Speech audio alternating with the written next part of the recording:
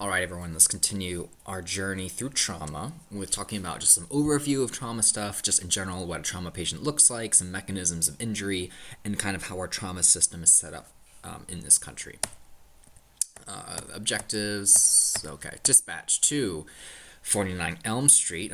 Doesn't sound like a good part of town. Isn't that where Freddy Krueger is, right? For a minor motor vehicle collision with a driver complaining about pain in his knees. All right, 1307. Police state they were taking a report from a minor motor vehicle collision when a patient began complaining of knee pain, and so law enforcement is clueless of what to do when someone complains of knee pain, so they call you, right? And then patient's vehicle appears to have been rear-ended. Oh, okay, that's interesting. Why are they complaining of knee pain when the back of the vehicle was hit? Maybe they hit their knees on the dashboard. So that's kind of what we're talking about here. We're talking about mechanisms. How do you relate collision mechanics to possible injuries, of what to be aware of? And that's kind of the purpose of this lecture. So let's talk about the kinetics of trauma. So when we say a mechanism of injury, that just means any sort of process that involves an application of force to the person's body that may or may not result in injury, and how that kind of looks like. All right, so that's what we call by mechanism of injury. Kinetics of trauma. So every sort of trauma will have a pattern of energy transfer, whether that's a fall from height, whether that's being hit with like a blunt object like a baseball bat or a boxing glove, whether it's being like a penetrating trauma like a knife or gunshot wound. That's kind of what we talk about kinetics. How does the energy transfer from that mechanism affect your injury pattern? Kinetics is just, some energy, kinetic energy. Kinetics study that energy. So let's talk about terms to be familiar with. So mechanism of injury, I mentioned. Kinetics is the branch of mechanics dealing with the motions of bodies. Kinetic energy is that energy contained in a moving body, and then trauma is the science of analyzing how kinetic energy occurs, causing mechanisms in humans. And it helps predict types and patterns of injury. And if you can predict types and patterns, you're a better practitioner when it comes to assessing patients who undergo those patterns. So let's talk about mass and velocity. So if you take physics, you'll learn this formula, right? 1/2 mv squared. So the amount of kinetic energy in a moving body has two factors: the mass, also the weight, like kilograms, and then the velocity, the speed. And it is important to note that velocity is much more important than mass because it's the variable is squared. So a 2 times increase in the velocity will result in a 4 times increase in kinetic energy, just because of the square nature, right? And a 3 times increase in velocity will result in a 9 times increase in kinetic energy. So that's why it's so important when you go to car accident patients, you figure out how fast they're traveling, because any sort of incremental increase in the speed won't have a direct correlation to the injury pattern. It might have an exponential relationship. All right, that's kind of the important part here. And of course, the more massive the vehicle that you're involved in, the more kinetic energy is transferred. So it's very different to be involved in a car accident with a 18-wheeler than it is like a little moped. Acceleration, deceleration, so the law of inertia, right? Objects in motion tend to stay in motion. So although this vehicle comes to a stop at the tree, the vehicle will still tend to be trying to in motion, and everything inside will be in motion until it subjects to a force to decrease it and transfer that energy. So acceleration is the rate of change in the positive direction for velocity, and then deceleration is the negative rate of change for velocity. Kinetics of trauma, so we already said the law of inertia states body at rest, stay at rest, body motion tends to stay in motion unless acted upon by an outside force. So a person hit by a car or a person thrown by an explosion are bodies at rest that have now been put into motion. So someone who just like standing in the middle of the road, they're at rest and they hit by a car, they're now a body in motion. A person who has fallen and then hits a guardrail, or they're in motion, they stop an outside force. So if you fall off a ladder, you'll keep falling until you hit something, right? And then that's the body motion being stopped. Acceleration, like I said, is a change in the velocity of the object.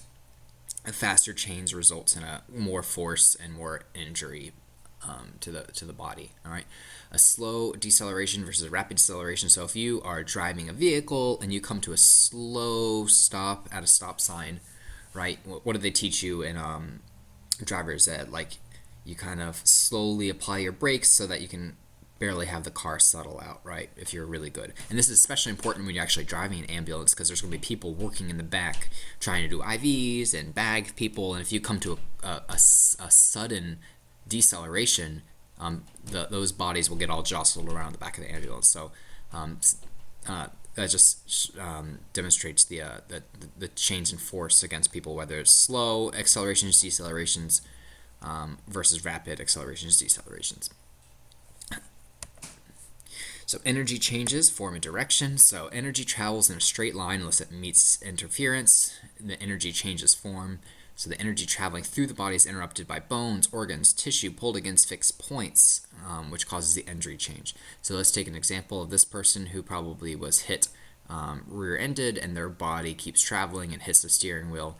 So that energy pathway will change its form by causing broken bones and the heart hitting tissues around it, and the lungs hitting tissues around it, and then kind of the seat behind the patient hitting the patient as well.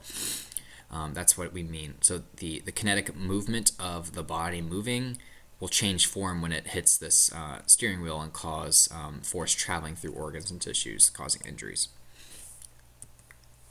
That's what an impact is. So this is high yield. Okay, you'll see this on exams. There's 3 collisions that occur in a motor vehicle collision. And that sounds kind of silly, right? How in the world are there 3 collisions? Well, there's like 3 classifications of collision. One is the vehicle will collide with the object. So let's say I'm driving down the road very fast and then I hit a tree. The first collision that occurs is the vehicle versus the tree. All right, and then some of that energy will be lost to like heat and sound and all that stuff, but a lot of it will be transferred into me. And then the second collision will be my body versus the vehicle. All right, so I am an object in motion. I tend to stay in motion. This vehicle has already hit another force, and so it will stop, but I will keep moving until I hit the vehicle itself, and then that is an impact. All right, so that's the second collision. Then the third collision is my bones and like skin have now kind of stopped moving, but my organs inside that are kind of floating around, like my GI tract, my heart, my lungs, they're not tied down to my bones, right? They're kind of floating in there, and so they will hit my my musculoskeletal system, and then that will be a collision as well. So that's 3 collisions. There's the vehicle versus the object, there's the person versus the vehicle, and the organs versus the person themselves. So you need to know those 3 terms, all right? So, like I mentioned, the automobile will hit the tree, the body will hit the automobile, and then the organ will hit the body itself, the organs. All right. So that's the 3 levels of trauma, and so you can have injuries to any sort of those layers. Like you can have pulmonary contusions and myocardial contusions. You can have broken ribs and torn blood vessels. All those things from these like sequential collisions that occur. So I would know that. So now let's talk about specific mechanisms of injury.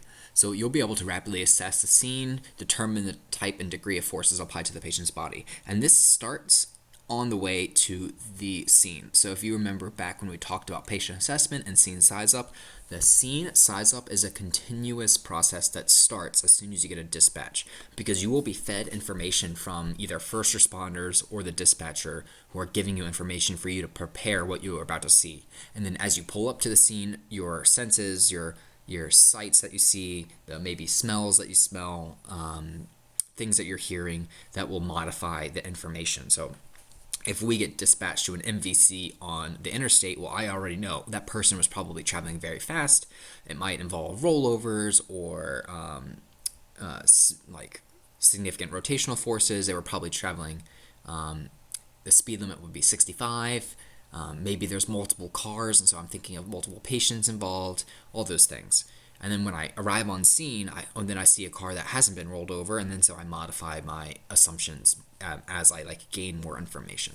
So when we say mechanism of injury, that's kind of based on the dispatch, and then as you learn about what happened, that will help you predict the underlying injuries. So common mechanisms, classifications of mechanisms that occur are MVCs.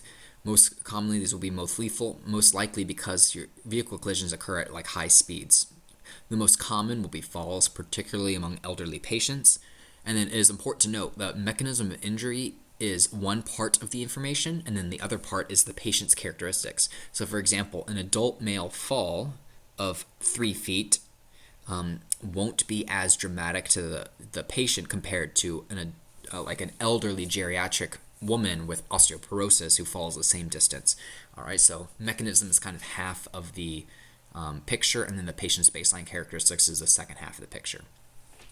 Penetrating gunshot wounds, also pretty common as well, can be lethal. It just depends on where the gunshot is.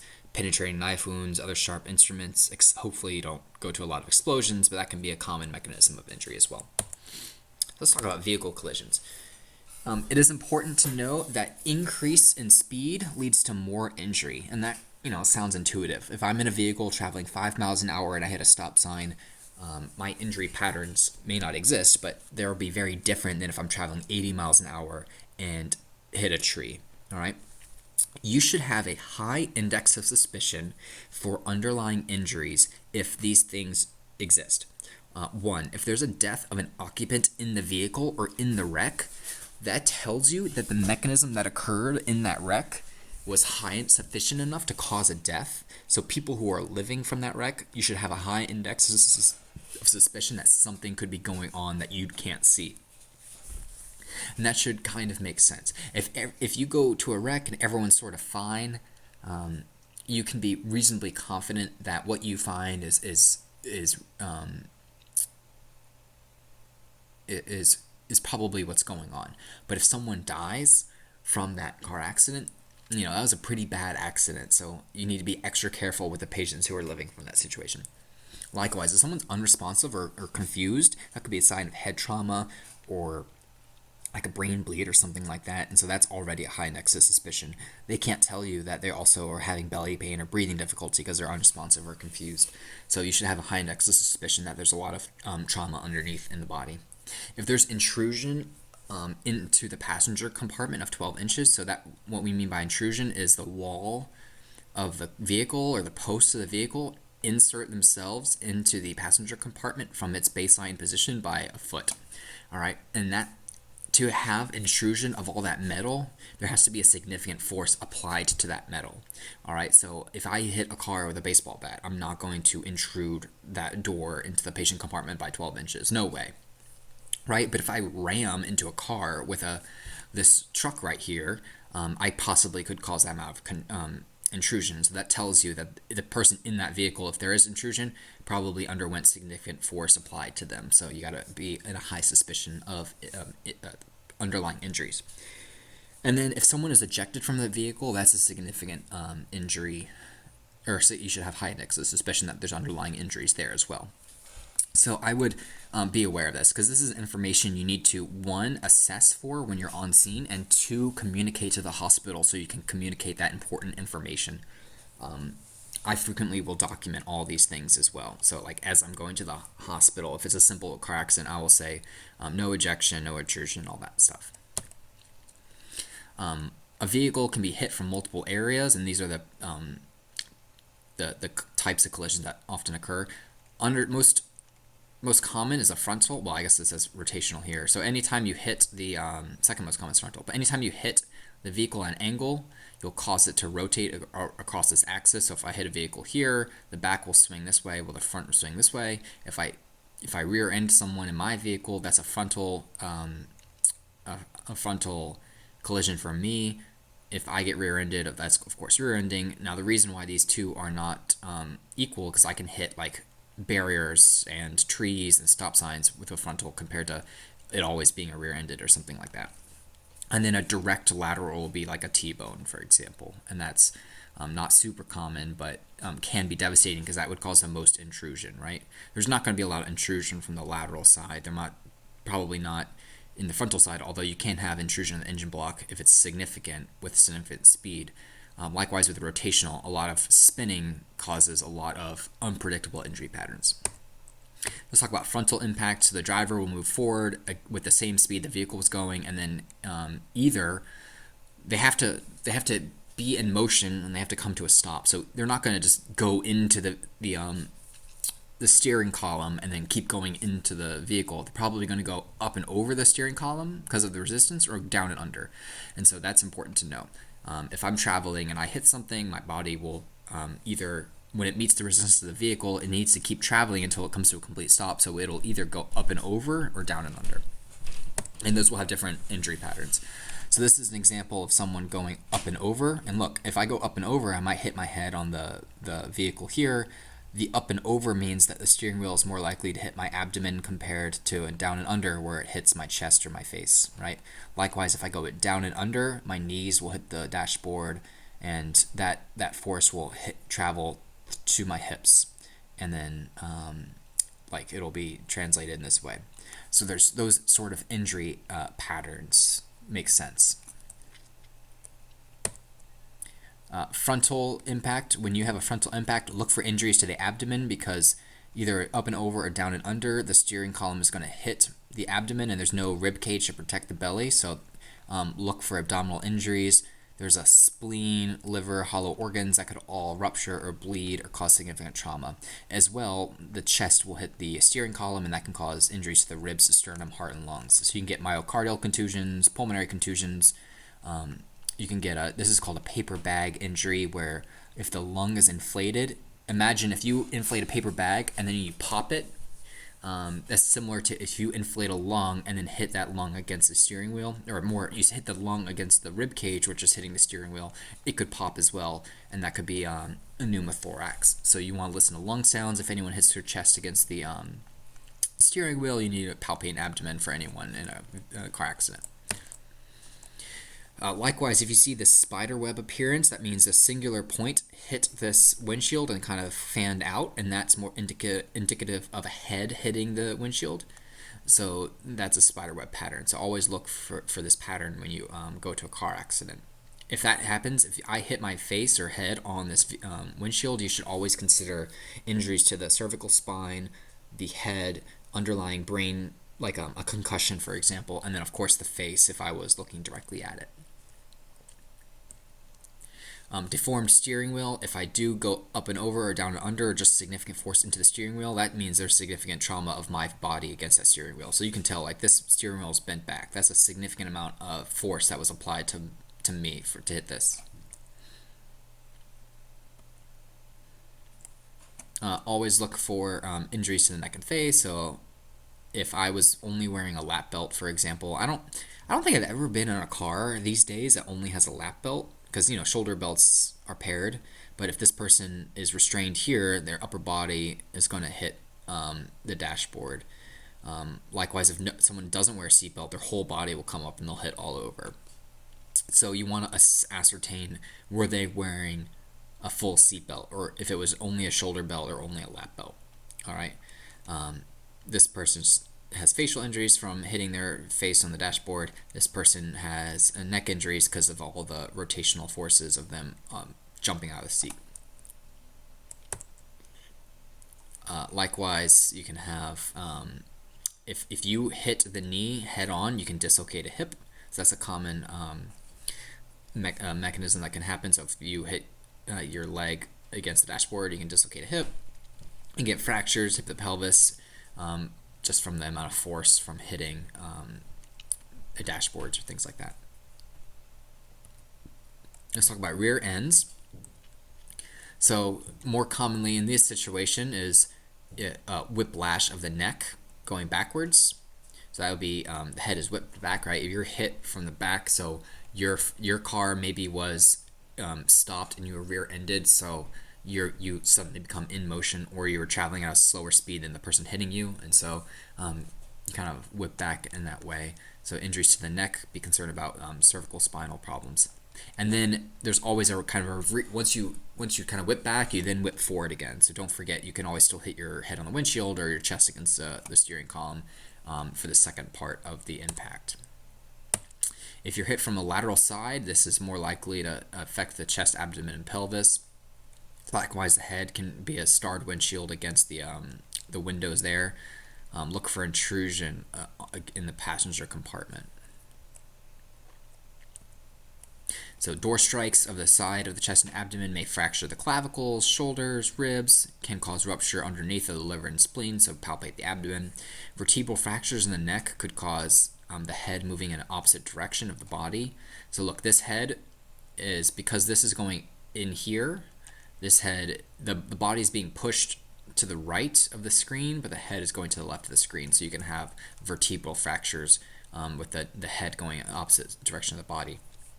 And then you can also have a lateral impact of this whole door hitting the femurs, the legs, and the pelvis.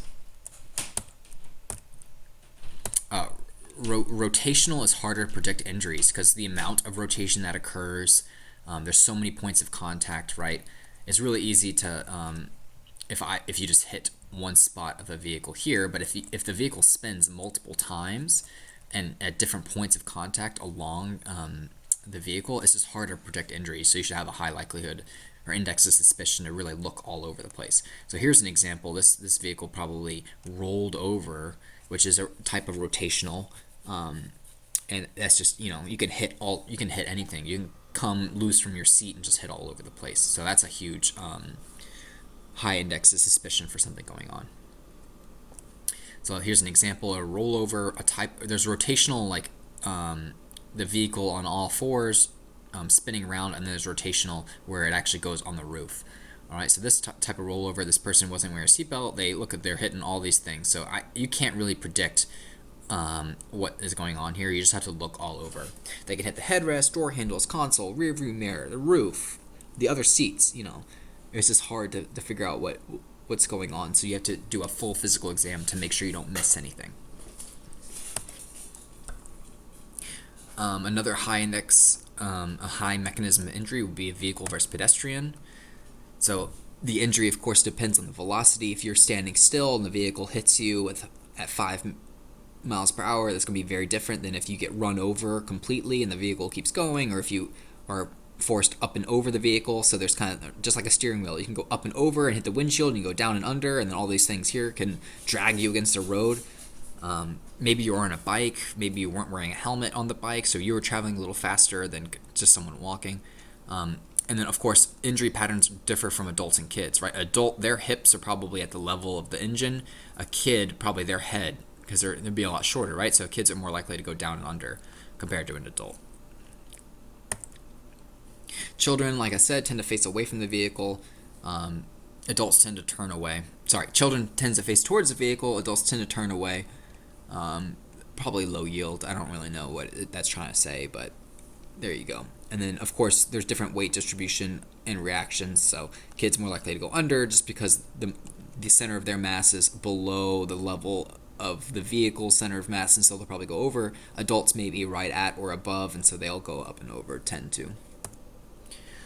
Children generally will have injuries because they're lower down to the front of the body, femur, abdomen, chest, head. Children often could be thrown or run over as well. So like the vehicle, if it hits the child, because they also have less weight, they may be thrown from the vehicle depending on the speed and then run over sequentially. Adults tend to turn away, so they may have sides of their body or their back. The bumper, you hit the lower legs, and that kind of makes sense just because of the height of the person. Look for lower leg fractures. And then adults tend to fall onto the hood, and like I said, up and over, and then therefore cause injuries to the chest, back, shoulders, arms, and abdomen. Don't forget the head.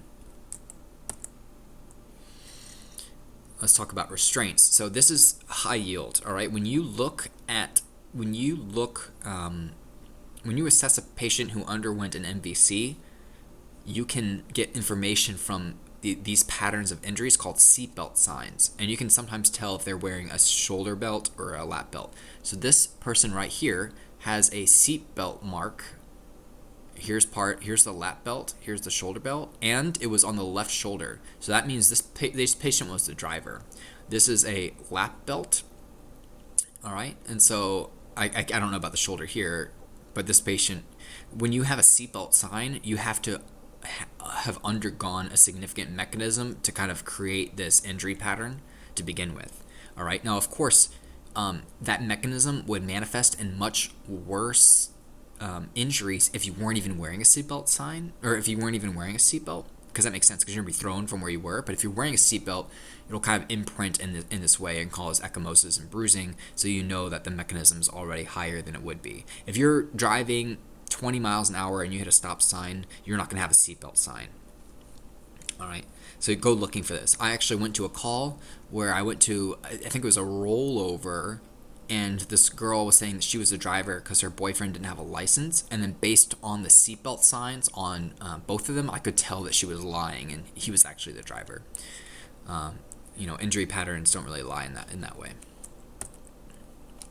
So I mentioned a lap belt. If someone has a lap belt without a shoulder, I don't know if I've seen, like in cars this day and age, I don't think that is common, but in older cars you might see only a lap belt. In that situation, the pelvis will be kind of tied down to the vehicle, and so you'll be more likely to see chest, head, neck hitting the steering wheel as they keel over, and then lumbar spine being compression fractures with the torso being flexed forward. If someone is wearing things incorrectly, too low, you can have the hip dislocation. Too high, abdominal compression, because the lap belt will be on the abdomen rather than on the hips. And then a shoulder harness without a lap belt. I don't think I've ever seen a shoulder harness without a lap belt. But you could get a neck injury because the chest is tied down to the seat, but then the neck is floppy as well. Airbags do decrease injury patterns, but can still cause injuries. And it's important to note, if someone has airbags and they deploy, that already tells you a little bit about the mechanism, right? Because if you hit the vehicle with if the vehicle hits something with slow moving force, the airbags may not deploy. So it already tells you a little bit about the mechanism the airbags have deployed.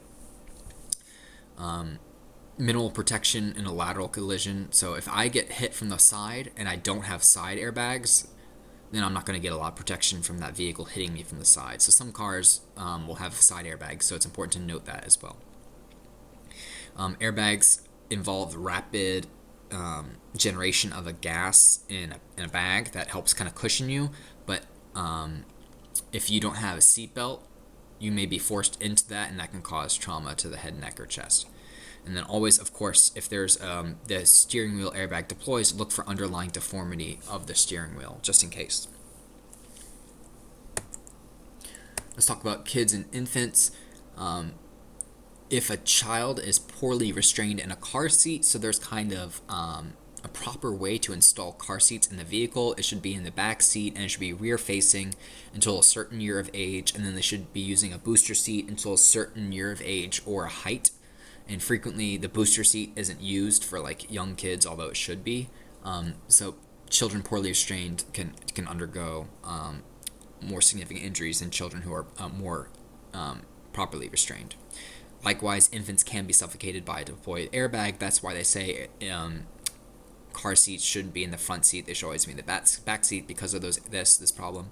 And then family members may not know how to properly install a car seat, and this is a great opportunity for EMS to be involved in public health and teach people how to properly install car seats. And a lot of time fire stations will be car seat checking stations because it's better to prevent an injury than it is to treat the injury later.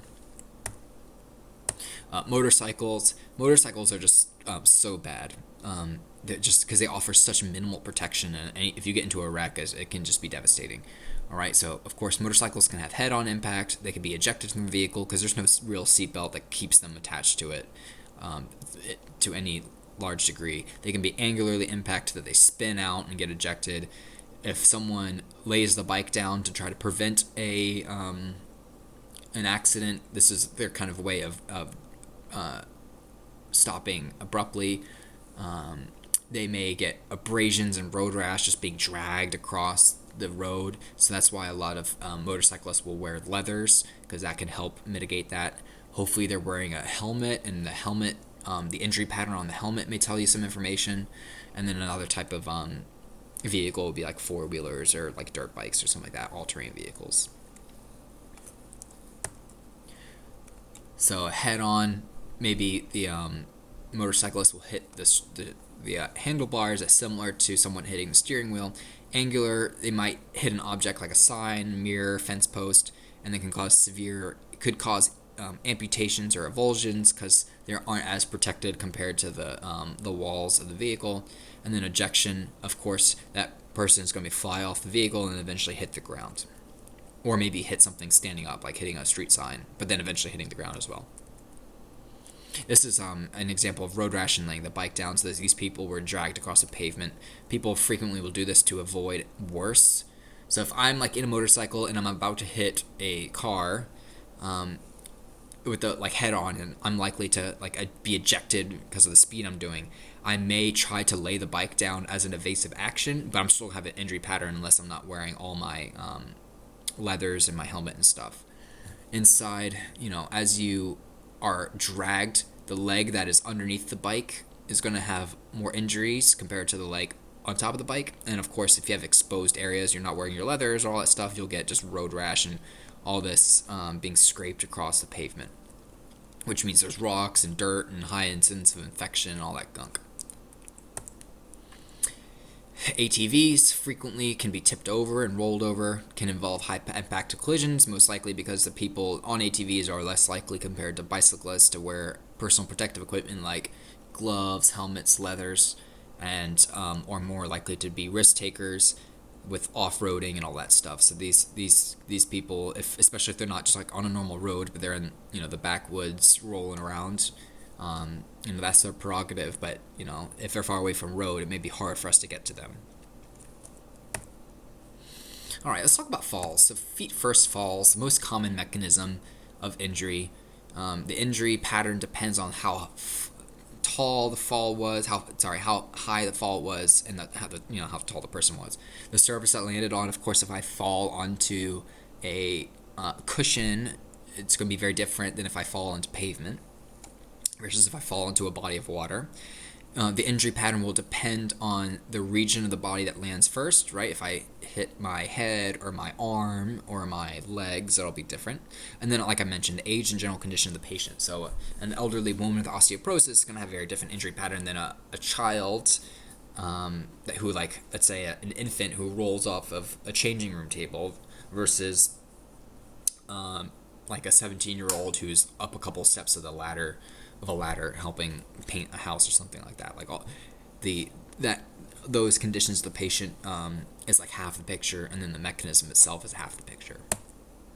Let's talk about feet first fall. So if I fall and I hit my feet first, the first thing that's going to hit and transfer the energy is going to be my ankles, calcaneus, and that energy will be transferred up through my pelvis into my vertebra. All right, and that can cause compression fractures here. If you have 20 or more feet, if you fall more than 20 feet, that's considered a significant fall, and therefore I can also have injuries to my internal organs. So that's a significant MOI, is a fall over 20 feet. Any sort of feet first fall, I can dislocate my ankle, I can fracture my ankle, I get compression fractions, and especially if my knees are locked and my pelvis is kind of flat foot, that energy will be transferred into my vertebrae. But if I land with my knees bent, some of that energy is disseminated a little bit. So that's why like people who parkour or who train as like parachute jumpers, their goal is not to land feet first and stick it. It's to land and continuously move and do like somersaults and rolls to turn some of that kinetic energy into rotational and burn it off, so to speak, so that they don't do this huge energy transfer. So look at like people who parkour and do a lot of gymnastics or like, of course, in gymnastics they always tell you to like land like this, and that's probably not the best mechanics, but it's more of a performance thing. But people who like parachute jump and stuff like that, you'll frequently see them as soon as they land, they'll have their knees bent and will be rolling forward already to minimize energy transfer. So that tells you that the converse is the worst case, where they, lock their knees, lock their hips, all that energy will be transferred up the spine. Head first falls, there's a number of different ways the head will go. So compression injury, if I hit directly onto the axis of my vertebra, like a diving, people who dive in the shallow water. I used to be a lifeguard, and this used to bug the hell out of me when people were diving in shallow water, because I know that it can cause devastating injuries of vertebral fractures, which could eventually, sever spinal cords and cause people paralysis. So compression injury is directly on the axis. A flexion injury is, of course, the back flexing, right, versus extension. So someone falling down the stairs can have a flexion injury. Someone who gets whiplash, for example, will be an extension injury. And then, of course, your spine extends from your C-spine to your thorax to your lumbar region, and of course, your coccyx and pelvis. So head first. This isn't really a head first fall. I don't know why they put it with this thing, but this is maybe a person who underwent a head first fall. Of course, if you fall head first, frequently you will try to catch yourself with your hands, and that'll be palms up, and we call that a foosh, a fall on an outstretched hand, F-O-S-H, a foosh. That has a common injury pattern called a Colles fracture with a distal radius fracture. I actually saw this a couple of weeks ago, and it kind of looks like a silver fork. It looks like a fork. So look up silver fork fracture, and you'll see what I'm talking about. But it's called a Colles fracture. It's distal radial, and that's because when people fall head first, like I'm standing, and let's say I'm walking, I trip on the curb, so my head is going towards the ground. I'll try to brace myself by putting my hand palms up, just reflexively, and the energy force frequently will, if it's going to cause a fracture, will cause a fracture in my distal radius, just because that bone is not as strong as other bones, and that's called a Colles fracture. Of course, if my arm is locked, that just like if I had a feet first fall and land directly on locked knees, that energy will transfer up the bones, so the shoulder and elbows are kind of next in this energy pathway. All right, let's talk about penetrating injuries. Oh my God, I would not want to be these. God, Lynn, what are you doing with these pictures? Oh my God. Okay, I don't want to look at this slide anymore. But penetrating injuries can be low velocity, like a knife, medium velocity, like an explosion sort of thing, and the high velocity, like bullets. Let's talk about low velocity injuries. Let's get rid of that slide. Holy crap. So knife, darts, nails, like a nail gun, or just I guess a nail in general. You have energy localized to the immediate area, and that should make sense because the energy from a low velocity is only going to be where that object is, versus a high velocity will have shock waves throughout the body. The length of the penetrating object will provide clues. So if something's like a 1-inch nail or thumbtack, right, it's only going to cause injury as far as it goes in. Whether it an 8-inch knife, and if it's 4 inches in, that 4 inches down is where the knife is. That's where the injury will be. So injuries in a low velocity is localized to the immediate area. Medium and high, pellets, bullets, shotguns, handguns, rifles, with high velocity bullets as well. So the higher the velocity, the more out the shock wave goes. All right, so here's an example of a high velocity.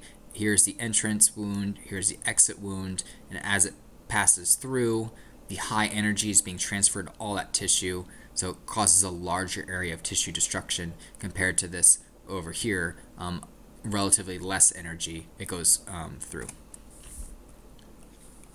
So let's talk about that real quick. So damage depends on the trajectory and dissipation of injury, right? The path of the bullet, right? If I shoot my foot, the path of my bullet is not going to cause significant damage to my internal organs, for example. This is going to cause damage to my foot.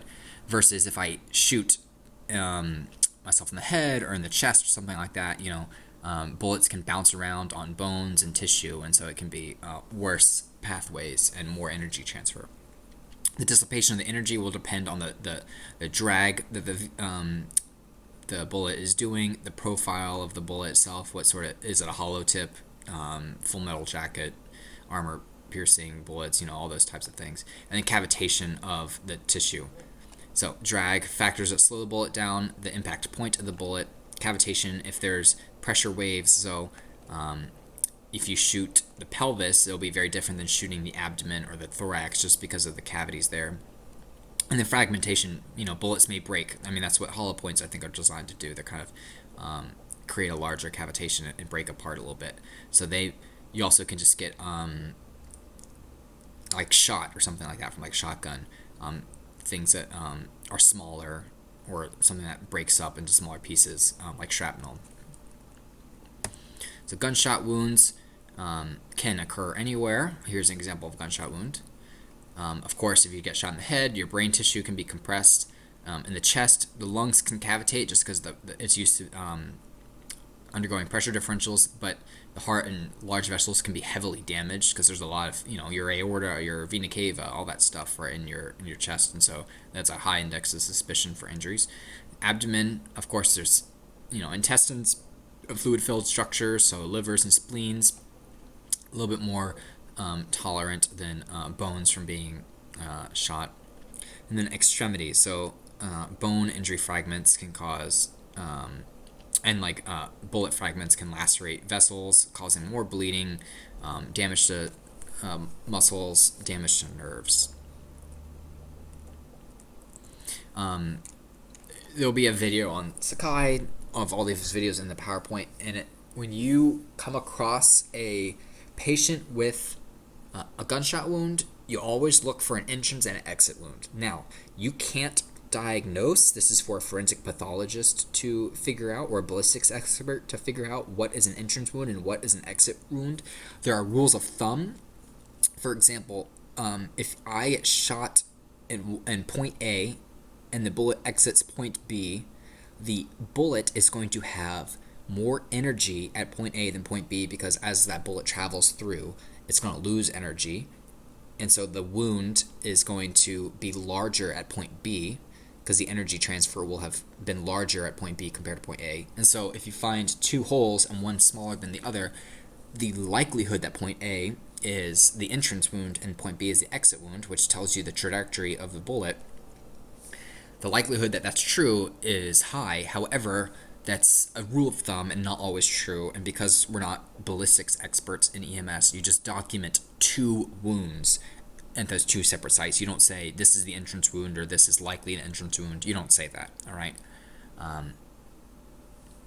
You just say, like, I found one wound here that was smaller in this diameter, and then one wound here that was larger in this diameter, for example. Let's talk about blast injuries.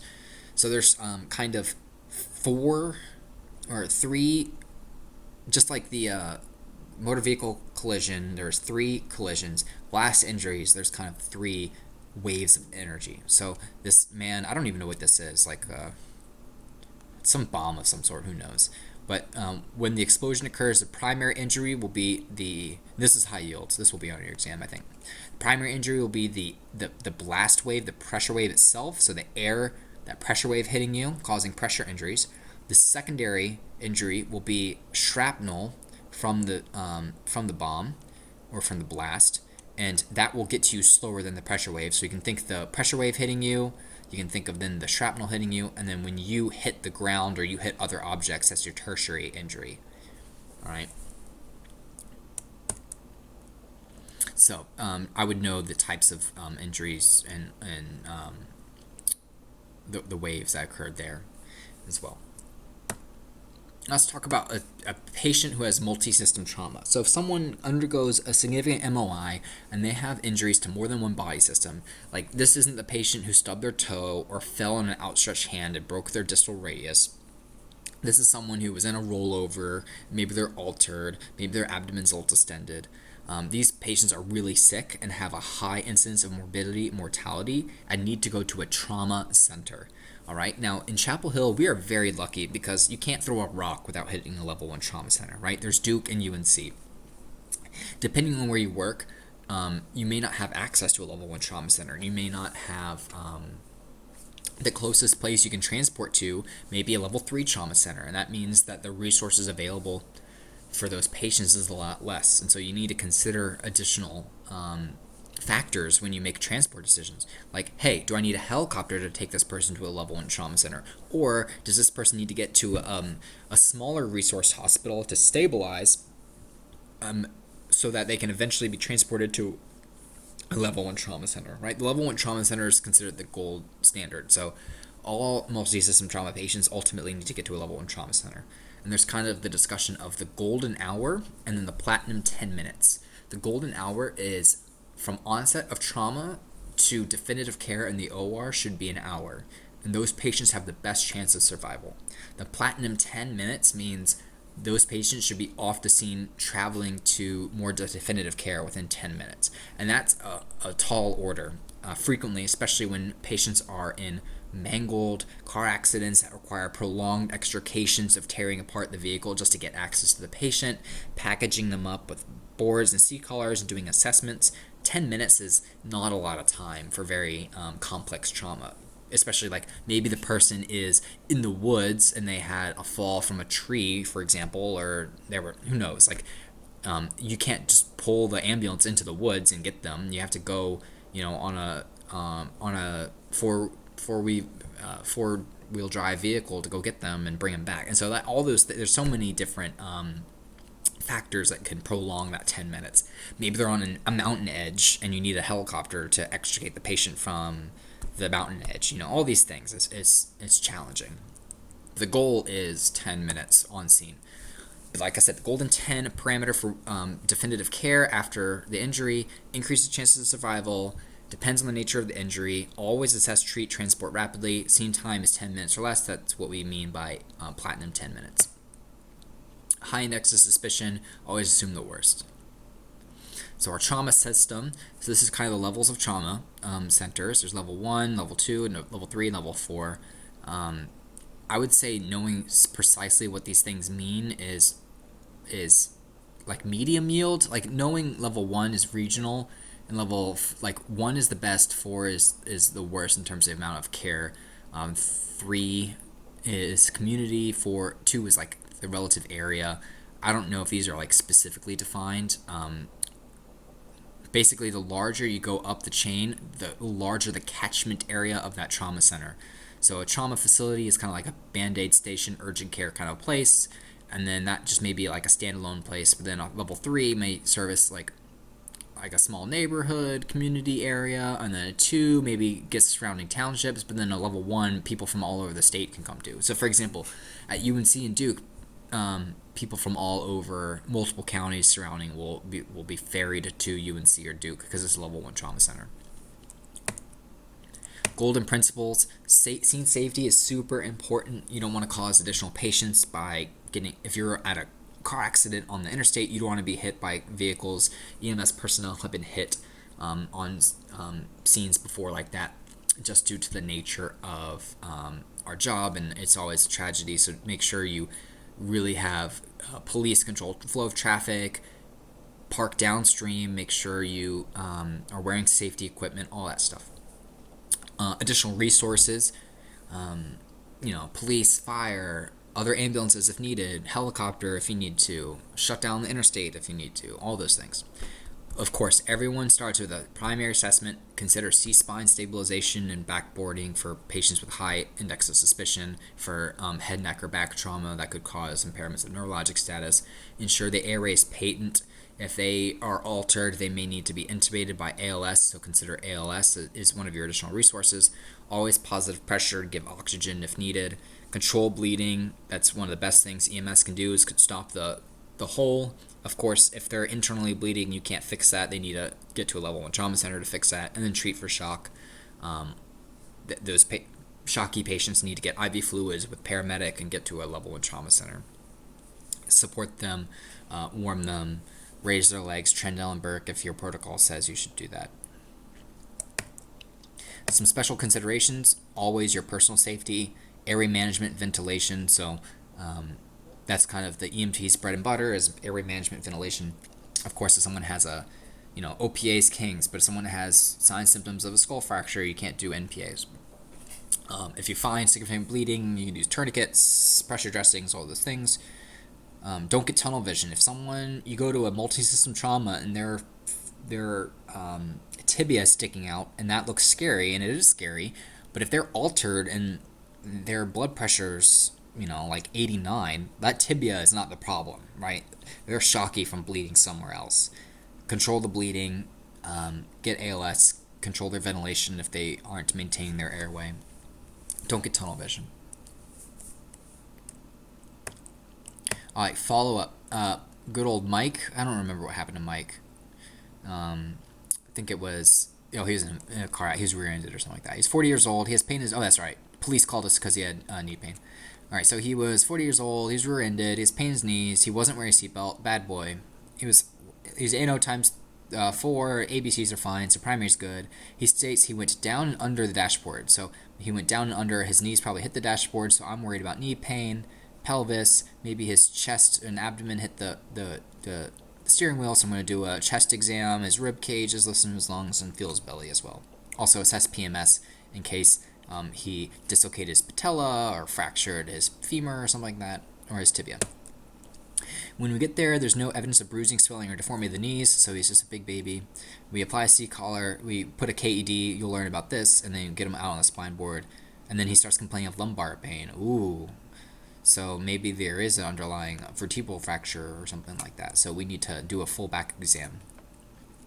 He's allergic to sulfa drugs. He takes medications for allergies. He has a history of asthma and he ate breakfast, so that's our sample. He's stable, right? His vitals are probably fine. We put cold packs on his knees. We don't do anything en route, and then we assess him every 15 minutes. We call the hospital. Okay, let's do a quick critical thinking scenario. 62-year-old male struck a cement barrier head-on while driving on the freeway.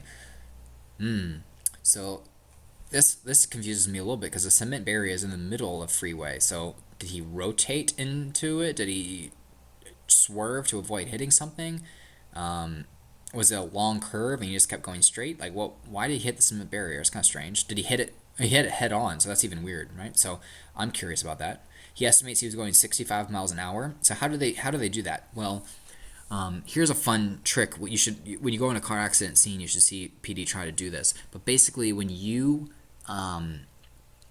slam on your brakes, you'll create tire tread skid marks, and the skid marks, it's like translational movement rather than rotational movement of the brake. And so you'll see different distances of the tread marks depending on how fast the vehicle is going. So you can frequently assess that.